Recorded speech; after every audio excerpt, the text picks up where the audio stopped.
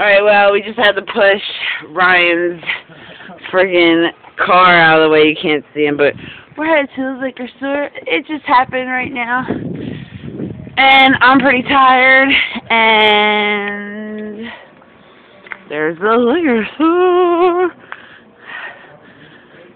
It was crazy.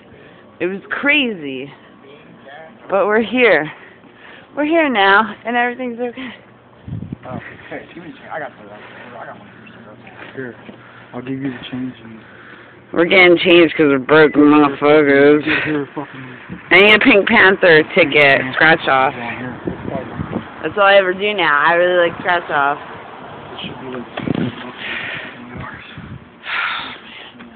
No smoking. Oops. Store hours. See that? Mickey Figgy. Come over here, Bob. We need to say hi. What's going on? What just happened? Push Ryan's piece of shit truck out of the road. Yeah, it was difficult. It really was. But it was so much fun.